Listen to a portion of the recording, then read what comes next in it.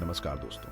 आज हम एक बहुत ज़रूरी और कॉम्प्लिकेटेड इश्यू के बारे में बात करेंगे। SC/ST कम्युनिटीज़ की गरीबी के पीछे के असली रीजंस जानना बहुत ज़रूरी है। ये सिर्फ नंबर्स का मैटर नहीं है, बल्कि हमारे समाज की एक ऐसी सच्चाई है जिससे हम आंखें नहीं चुरा सकते। आइए इस एनालिसिस में हम इन रीजंस को गहराई से, दिल से समझने की कोशिश करते हैं, ताकि हम एक बेहतर और न्यायपूर्ण समाज बना सकें। दोस्तों, इंडिया में जाति व्यवस्था कोई नई बात नहीं है। हजारों सालों से चली आ रही इस व्यवस्था ने SC/ST कम्युनिटीज को हमेशा पीछे धकेला है। उन्हें समाज में सबसे नीचे रखा गया, उनके साथ भेदभाव हुआ, छुआछूत हुआ। क्या आपको लगता है कि कोई भी इंसान, कोई भी बच्चा जब जन्म से ही उसे नीचा दिखाया जाएगा, उसके साथ गलत होगा, तो क्या वो आगे भी आंच पाएगा? हमारे देश का दुर्भाग्य है कि टैलेंट और एबिलिटी को जाति के हिसाब से देखा गया। इस भेदभाव ने SC/ST कम्युनिटीज को न सिर्फ सोशली बल्कि फाइनेंशियली भी कमजोर बना दिया। जब उन्हें एजुकेशन, जॉब, बिजनेस, किसी भी फील्ड में बराबरी का मौका ही नहीं मिलेगा, तो वो कैसे आगे बढ़ेंगे? ये व्यवस्था, ये सोच एक अभिशाप की तरह हमारे देश से चिपकी हुई है। जब तक हम इसे जड़ से नहीं उखाड़ेंगे, तब तक सच्ची आजादी नहीं मिल सकती, ना उन्हें ना हमें। दोस्तों, जमीन से बड़ा कोई धन नहीं होता और दुर्भाग्य से SC/ST कम्युनिटीज को इसी धन से वंचित रखा गया। इतिहास गवाह है कि कैसे उन्हें अपनी जमीन से निकाल दिया गया, कैसे उनके राइट्स को कुचला गया। आज भी गांवों में जाकर देख लीजिए, जमीन किसके पास है। भूमिहीनता का मतलब है इनकम का ना होना, जॉब का ना होना और अंततः गरीबी का दलदल। जब आपके पास अपनी जमीन ही नहीं होगी तो आप खेती कैसे करेंगे, अपना घर कैसे बनाएंगे, अपने परिवार का पेट कैसे भरेंगे? ये सिर्फ जमीन का सवाल नहीं है दोस्तों, ये रिस्पेक्ट की बात है, सेल्फ रिस्पेक्ट की बात है। जब तक SC/ST कम्युनिटीज को उनके हकों की जमीन नहीं मिलेगी, तब तक उनका संघर्ष जारी रहेगा। दोस्तों, कहते हैं कि एजुकेशन ही रोशनी है एंड अज्ञानता रूपी अंधकार को मिटाने का एकमात्र हथियार। लेकिन दुख की बात है कि सदियों तक SC/ST कम्युनिटीज को इसी रोशनी से दूर रखा गया। उन्हें एजुकेशन पाने का अधिकार ही नहीं था।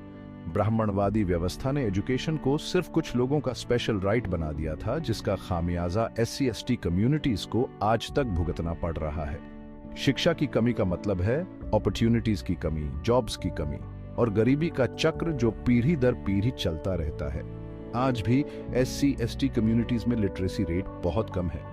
इसका कारण सिर्फ गरीबी नहीं है, बल्कि सदियों से चली आ रही मानसिक गुलामी भी है। जब तक हम उन्हें शिक्षित नहीं करेंगे, उन्हें अवेयर नहीं करेंगे, तब तक उनका डेवलपमेंट पॉसिबल नहीं है। चैप्टर 4, रिजर्वेशन का इंपैक्ट और लिमिटेशंस। दोस्तों, रिजर्वेशन एक ऐसा इश्यू है जिस पर हमेशा बहस होती रहती है। कुछ लोग इसे SC/ST कम्युनिटीज के लिए वरदान मानते हैं, तो कुछ लोग इसे अभिशाप। सच तो यह है कि रिजर्वेशन ने SC/ST कम्युनिटीज को एक अपॉर्चुनिटी दिया है, उन्हें समाज में आगे बढ़ने का चांस दिया है। गवर्नमेंट जॉब्स और एजुकेशन में रिजर्वेशन के जरिए एक मिडिल क्लास का उदय हुआ है, जो धीरे धीरे फाइनेंशियली स्टेबल हो रहा है। लेकिन सिर्फ रिजर्वेशन से ही सब कुछ ठीक नहीं हो सकता। चैप्टर 5, सोशल डिस्क्रिमिनेशन और हैरासमेंट। दोस्तों, लॉ बदलने से लोगों की सोच नहीं बदलती। भले ही आजादी के इतने सालों बाद भी SC/ST कम्युनिटीज को सोशल डिस्क्रिमिनेशन और हैरासमेंट का सामना करना पड़ता है। गांवों में दलितों पर अत्याचार की खबरें आए दिन अखबारों में छपती रहती हैं। उन्हें मारा जाता है, जलाया जाता है, उनके साथ अमानवीय व्यवहार किया जाता है। ये सिर्फ फिजिकल वायलेंस नहीं है, बल्कि मेंटल टॉर्चर भी है। जब तक समाज का हर वर्ग, हर व्यक्ति अपने दिल से जातिवाद को नहीं खत्म करेगा, तब तक SC/ST कम्युनिटीज को न्याय नहीं मिल सकता। चैप्टर 6, नेचुरल रिसोर्सेज से वंचित आदिवासी ST समुदाय। दोस्तों, आदिवासी कम्युनिटीज का जीवन जंगलों से जुड़ा हुआ है। जंगल ही उनके लिए घर हैं, मंदिर हैं और इनकम का जरिया भी। लेकिन डेवलपमेंट के नाम पर, इंडस्ट्रियलाइजेशन के नाम पर आदिवासियों को उनके जंगलों से निकाला जा रहा है, उनकी जमीन छीनी जा रही है, उनके पेड़ काटे जा रहे हैं। इससे न सिर्फ उनका जीवन अफेक्टेड हो रहा है, बल्कि एनवायरनमेंट को भी नुकसान हो रहा है। दोस्तों, हेल्थ सबसे बड़ा धन है, लेकिन SC/ST कम्युनिटीज को इस धन से भी वंचित रखा गया है। गांवों में हेल्थ सर्विसेज का बुरा हाल है। हॉस्पिटल्स नहीं हैं, डॉक्टर्स नहीं हैं, दवाइयां नहीं हैं। इसके कारण SC/ST कम्युनिटीज में बीमारियां फैलती हैं, डेथ रेट बढ़ती है और उनका जीवन स्तर गिरता जाता है। चैप्टर 8। दोस्तों, इकोनॉमिक लिबरलाइजेशन और प्राइवेटाइजेशन ने जहां एक तरफ देश को डेवलपमेंट के रास्ते पर आगे बढ़ाया है, वहीं दूसरी तरफ SC/ST कम्युनिटीज के लिए नई चैलेंजेस भी पैदा की है।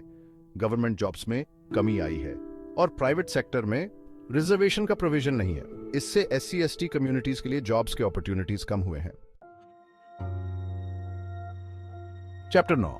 दोस्तों, डेमोक्रेसी में हर व्यक्ति का ही IQ बराबर होता है, लेकिन SC/ST कम्युनिटीज को पॉलिटिक्स में भी पूरी तरह से पार्टिसिपेशन नहीं मिल पाया है। भले ही उनके लिए रिजर्वेशन का प्रावधान है, लेकिन उनकी आवाज ऊपर तक नहीं पहुंच पाती। पॉलिटिकल डिसीजंस में उनकी भागीदारी बहुत कम होती है। चैप्टर 10। दोस्तों, सदियों से चले आ रहे डिस्क्रिमिनेशन और हरासमेंट ने SC/ST कम्युनिटीज के मन पर गहरे घाव दिए हैं। उनके अंदर एक हीन भावना घर कर गई है। उनका सेल्फ कॉन्फिडेंस कमजोर हुआ है। इसके कारण वे अपनी पूरी क्षमता से आगे नहीं भी आ पाते। आउटरो। तो दोस्तों, ये थे SC/ST कम्युनिटीज की गरीबी के 10 गहरे कारण। ये सिर्फ उनके कारण नहीं है, बल्कि पूरे समाज की, पूरे देश की फेलियर है। हमें इन इश्यूज को समझना होगा, अपने अंदर झांकना होगा और खुद से पूछना होगा कि हम क्या कर सकते हैं। एक समान और न्यायपूर्ण समाज का निर्माण हम सबकी जिम्मेदारी है। धन्यवाद।